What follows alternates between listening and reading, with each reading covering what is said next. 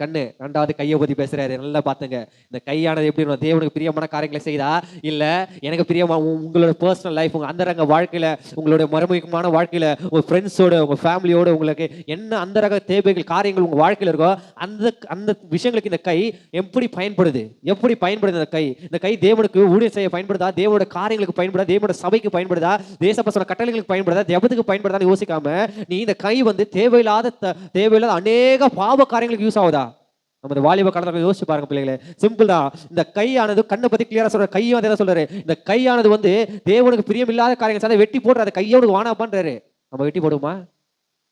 யாருன்னா தைரியம் இருக்குமா? ஐயோ நான் ஏசப்பாக்கு பிரியம் இல்லாம பண்றேன், என் கண்ணை என் கையை வெட்டிலாம், என் கண்ணை நான் பிடிக்கிறேன், கையை நான் வெட்டிறேன்னு எனக்கு தைரியமா பண்ண முடியுமா அப்படி? ஆனா வேதம் தெளிவா சொல்லுது. அப்ப என்ன பண்ணணும்? நம்ம அதுக்கு ரெசல்யூஷன் எடுக்கணும். சரி ஏசப்பா நீங்க சொல்லிட்டீங்க, கண்ணோ கையை நான் உமக்கு ஏற்றதா மாத்துறேன். எப்படி?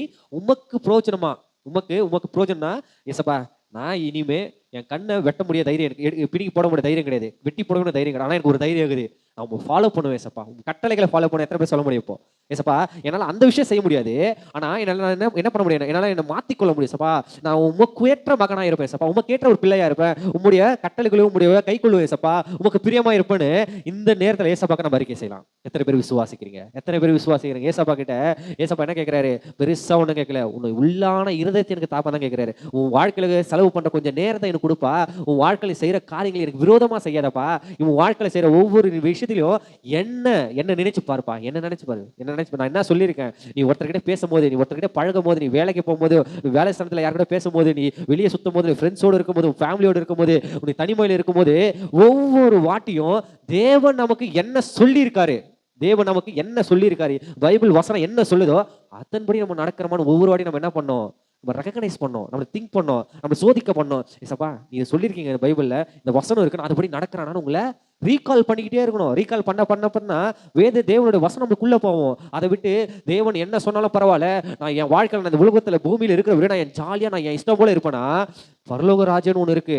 அந்த ராஜ்யத்துல நம்ம என்ன சொல்றோம்? ஜீவ புஸ்தகத்துல உங்க பேர் அங்க இருக்காது, பேர் இருக்காது. அப்போ இங்க நீ ஒரு 50 வருஷம் 60 வருஷம் இந்த பூமியில வாழ்ந்துட்டு மீதி இருக்க போற நித்திய காலம் வாழ போற அந்த பரதேசில நீ போன உன் பேர் இருக்குன்னா, அந்த பரலோகத்துல உன் பேர் இருக்குன்னா, இங்க நீ எப்படி இருக்கணும்? பரிசுத்தமா இருக்கணும். இங்க பாடு இருக்கும், துக்கம் இருக்கும், வேதனை இருக்கும், கஷ்டம் இருக்கும், துன்பம், பாடு எல்லாமே இருக்குங்க. அதெல்லாம் சகிச்சு தேவனுக்கு பிரியமா இருக்கணும். அதை விட்டு எனக்கு இவ்வளவு பாடுகள் வருது, இவ்வளவு கஷ்டங்கள் வருது, இந்த லைஃப் எனக்கு வேணா, ஏசப்பா ஏன் இவ்வளவு சோதிக்கிறாரு, அதை விட்டு நான் சாத்தான் கிட்ட போனா ஜாலியா இருப்பேன், அந்த மாதிரி லைஃப் வந்தா நான் நல்லா இருப்பேனா? இங்க ஜாலியா இருக்கலாம், இங்க இருக்கிற 50-100 வருஷம் நீ ஜாலியா இருக்கலாம், ஆனா அதை முடிஞ்சு நீ போகும்போது எப்படி இருப்ப? அங்க எப்படி இருப்ப? இதோட 100 மடங்கு கஷ்டத்தை அங்க அனுபவிப்ப.